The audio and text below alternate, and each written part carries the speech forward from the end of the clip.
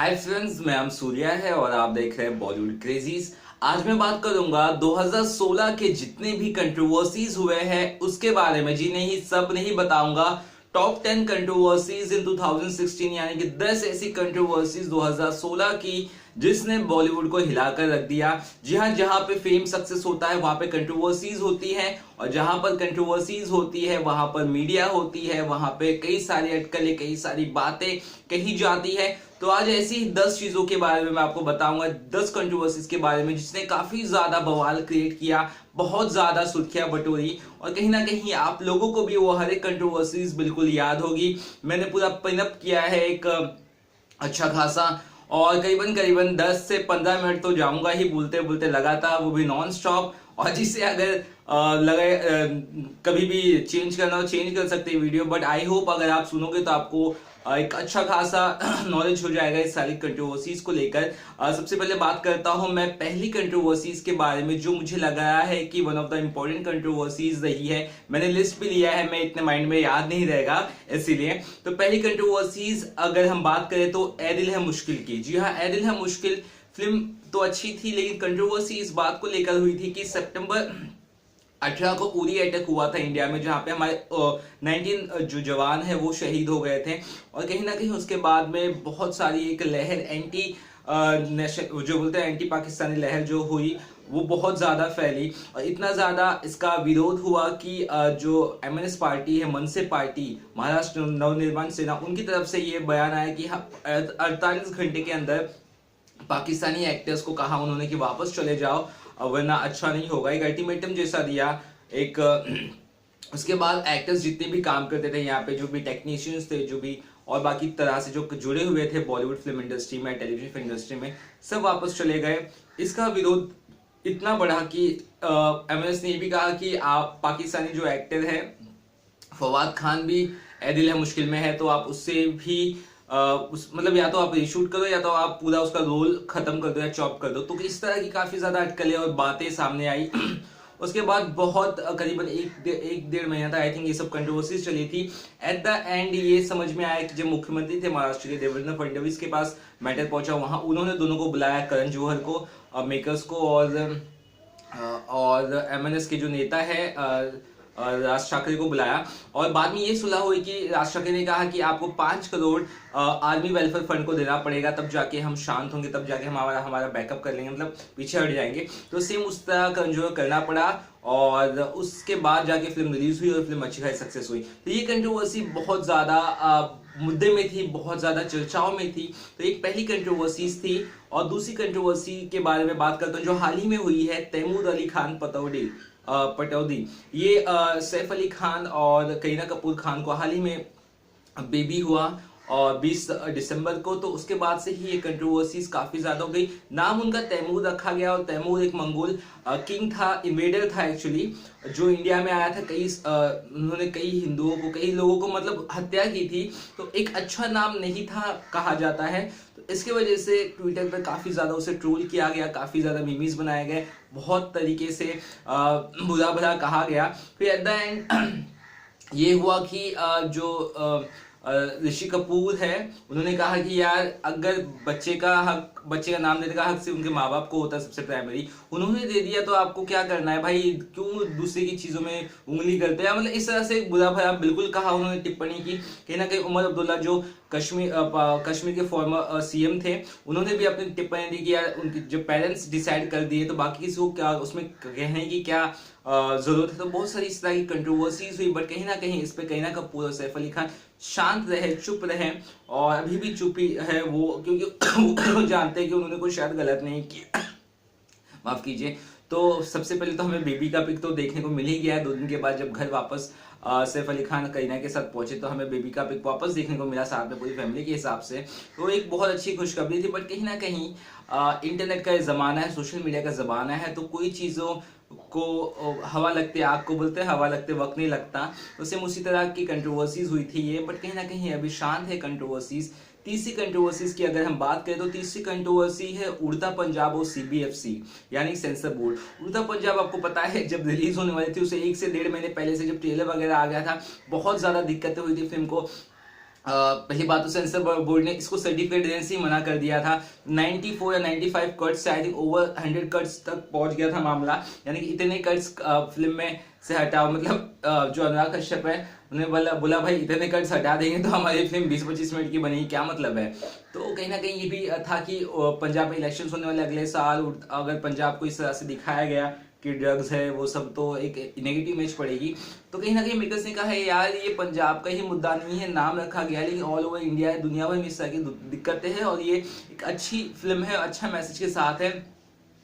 तो काफी ज्यादा अपीलेट ट्रिब्यूनल में गया मामला, फिर आई थिंक हाई कोर्ट गया था मामला लीगल वे में, फिर कहा गया कि ये फिल्म को रिलीज करने दिया जाए, आई थिंक वो भी यूएस सर्टिफिकेट के साथ। तो फिल्म रिलीज हुई बहुत ही मिनिमम कट्स के साथ, एक अच्छी एक जीत थी, क्योंकि कहीं ना कहीं जो प्रोड्यूसर्स थे अनुराग कश्यप, उनके साथ पूरी बॉलीवुड इंडस्ट्री थी और कहीं ना कहीं मुंह की खानी पड़ी। प्रहलाद निलानी जो सेंसर बोर्ड चीफ है उनको पीछे हटना पड़ा और उन्होंने यहाँ तक कहा था कि ये प्रोड्यूसर्स लोगों ने पॉलिटिशियन से पैसे खाए, तो बहुत सारी चीजें इसमें हुई थी, पॉलिटिकल मुद्दा बन गया था, क्योंकि देखो बॉलीवुड और पॉलिटिक्स जुड़ेगा तो फिर पंगे होंगे, तो वो सब चीजें हो गई थी। बट कहीं ना कहीं मैटर सॉर्ट हुआ। एक और दिक्कत इससे ये आ गई थी कि जो सेंसर कॉपी थी वो रिलीज के 2 दिन पहले ही लीक हो गई थी, जो एक बहुत बड़ा मुद्दा और मामला बना था। पर कहीं ना कहीं फिल्म रिलीज हुई, आई थिंक 50 से 55 करोड़ तक शायद फिल्म ने कमाया, जो कि अच्छा कलेक्शन था। तो ये एक मुद्दा था जो बहुत ही सरगर्माया था और अनुराग कश्यप के साथ हमेशा इस तरह की चीजें देखी जाती है। अब चौथा मुद्दे के बारे में बात करता हूँ। वर्ल्ड कप T20 के दौरान अमिताभ बच्चन गए थे वहां पे गाना गाने, कहा मतलब नेशनल एंथम के लिए गए थे फाइनल मैच था आई थिंक, हाँ। तो जब वो पहुंचे तो उन्होंने अपना नेशनल एंथम गाया। उन पे ये लगा था इल्जाम कि उन्होंने काफी ज्यादा पैसे दिए गए हैं, जिसलिए उन्होंने ये गाना गाया। एक तो ये चार्ज लगा, दूसरा चार्ज लगा था कि जो नेशनल एंथम होता है 52 सेकेंड्स का होता है, वो उन्होंने 1 मिनट कुछ 10 या 15 सेकेंड तक घसीटा, 1 मिनट 22 सेकेंड तक घसीटा। ये एक सवाल मतलब ये एक इल्जाम लगा था। तो बाद में ये पता चला कि अमिताभ बच्चन, पहली बात तो उन्होंने फ्री में नेशनल एंथम, ऑफकोर्स देश का सवाल है तो फ्री में ही, मतलब सीधी सी बात है, इंसान अपने विल से ही गाता है, खुशी से गाता है, उनको पैसे नहीं दिए गए। दूसरी चीज ये पता चली कि उनका जो ट्रेवलिंग एक्सपेंस था फ्लाइट से जो भी गए आना जाना, वो भी उन्होंने खुद किया था। तो सभी जो हेटर्स थे उनका मुंह बंद हो गया और कहीं ना कहीं इल्ज़ाम भी लगाया था कि जो नेशनल एंथम को इस तरह से लंबा खींच के गया तो वो भी एक सिरे से नकार दिया गया। बहुत सारी दिक्कतें हुई थी क्योंकि किसी को ऐसा नहीं लगा था कि कंट्रोवर्सीज में कभी अमिताभ बच्चन का भी नाम आए, क्योंकि अमिताभ बच्चन ये सब चीज़ों से परे रहते, क्योंकि वो जानते हैं कि वो कितने बड़े एक नेशनल फिगर है और देश विदेश में उनका कितना नाम है। तो एक कंट्रोवर्सी जिन्होंने काफ़ी ज़्यादा लोगों को हिला के रख दिया था, वही कहीं ना कहीं ये कंट्रोवर्सीज भी शांत हुई। अब मैं बात करूँगा 5वीं कंट्रोवर्सीज के बारे में जो मुझे काफ़ी बुरी लगी। उसका रीज़न बता देना चाहता हूँ। नसरुद्दीन शाह बहुत बड़े एक्टर है, बहुत जाने माने एक्टर है, यानी कि मैं ये भी कह सकता हूँ one of the best actor है इंडिया के। उन्होंने पैरेलल सिनेमा और बॉलीवुड कमर्शियल सिनेमा में भी बहुत काम किया है। उन्होंने हाल ही में एक कमेंट दिया, हाल ही में मतलब कुछ महीनों पहले एक कमेंट दिया गया था कि किसी सवाल पे शायद कि राजेश खन्ना जो हमारे लीजेंडरी एक्टर है, जिसे first superstar of Bollywood cinema कहा जाता है, वो एक पुअर एक्टर है, यानी कि है ना, पुअर एक्टर अब बोल दिया तो मतलब इस तरह से उनको कमेंट किया गया था। और आपको पता ही है उनका देहांत हो गया है कुछ सालों पहले राजेश खन्ना का बट उनका जो क्रेज़ है आज भी लोगों के दिलों में, उनकी फिल्में आज भी बोलती है, लोग बहुत पसंद करते हैं। तो ट्विंकल खन्ना जो उनकी बेटी है, उन्होंने कमेंट किया ट्विटर के जरिए कि आप तो पहली बात ऐसे इंसान को ना बोलिए जिन्होंने इतनी बेहतरीन फिल्में दी हैं, और साथ ही कहा कि जो आपके कमेंट का रिप्लाई ना कर पाया उसके ऊपर बोलना आई थिंक सही नहीं है, बहुत गलत है। तो इस तरह से कमेंट किया ट्विंकल खन्ना ने, जो अक्षय कुमार की वाइफ है। बाद में कहीं ना कहीं इसके लिए माफ़ी मांगी है और नसरुद्दीन शाह ने कहा कि ऐसा मेरा कोई वैसा मतलब नहीं था बोलने का। तो ये एक कंट्रोवर्सी थी जो थोड़ी अलग हटके हुई थी, लेकिन कहीं ना कहीं गलत हुई थी शायद, इसीलिए नसरुद्दीन शाह ने इसके लिए माफ़ी मांगी। ये कंट्रोवर्सीज मैंने बता दिया। अब आपको छठी कंट्रोवर्सीज के बारे में बताता हूँ, जो सलमान खान का और रेप कमेंट से जुड़ा हुआ था। जी हाँ, सुल्तान के प्रमोशंस के दौरान आपको पता है सलमान खान लंगोट पहननी पड़ी, कम कपड़ों में रेसलिंग करनी पड़ी, जो कि बिल्कुल करना ही पड़ता उन्हें। और कहीं ना कहीं सलमान खान जो अपना 51st बर्थडे हाल ही में उन्होंने मनाया, एंजॉय किया काफ़ी ज़्यादा, उनके ऊपर दिक्कतें आ गई थी क्योंकि एक इंटरव्यू के दौरान उन्होंने कहा कि उन्हें रेसलिंग करते दौरान मतलब फाइटिंग करते दौरान मतलब फिल्म के लिए उन्हें ऐसा लगा कि वो एक रेप्ड वुमेन की तरह उन्हें फील आने लगा, मतलब बलात्कार हुआ किसी तरह ऐसा फील आने लगा, जो कि बहुत अच्छा कमेंट था, कहीं ना कहीं सही बिल्कुल नहीं था। और मुझे भी कमेंट बिल्कुल रास नहीं आया उनका, और मजाक में ही उन्होंने कहा, सीधी सी बात है। बट कमेंट थोड़ा लिमिट के बाहर था, और जिसकी वजह से जो वुमेन्स कमीशन थे, नेशनल वुमेन्स कमीशन, सभी ने काफ़ी ज़्यादा इल्ज़ाम लगाए, काफ़ी ज़्यादा उन पर आलोचनाएं हुई। बट कहीं ना कहीं आगे जाके मामला ठंडा हुआ, और सलमान खान भी शायद समझ गए होंगे कि इस तरह की कमेंट उन्हें नहीं करना है, और कहीं ना कहीं उनके पिताजी को दखल देना पड़ा, सलीम जी को। सलीम खान ने सभी से माफ़ी मांगी अपने बेटे के लिए, तो इस तरह से ये मामला जाके फिर ठंडा हुआ। तो ये 6 चीज़ें अभी तक मैंने बताया, और 7वीं चीज़ें आपको इंटरेस्टिंग करेगी और आपको गुस्सा भी करेगी, क्योंकि मैं अब बात करूँगा KRK की। जी हाँ, KRK तो हमेशा ही कुछ ना कुछ कंट्रोवर्सीज में छाए रहते हैं, लेकिन इस बार कंट्रोवर्सी का लेवल ही कुछ और था, क्योंकि इस बार KRK ने बहुत बड़ी गलती की कि अजय देवगन से उलझ गए, और अजय देवगन ने उन्हें कहीं का नहीं छोड़ा। अजय देवगन के जो कुमार मंगल, उनके आई थिंक सेक्रेटरी है, प्रोड्यूसर्स भी हैं, तो उन्होंने बात की KRK से कि यार तुम मेरा फोन, तुम्हारा मतलब बुराई कर रहे हो शिवाय की, और दिल मुश्किल की तारीफ कर रहे हो। हमें कोई परवाह नहीं कि आप दिल मुश्किल की तारीफ करो, लेकिन हमारी बुराई क्यों कर रहे हो, हमने ऐसा क्या किया है।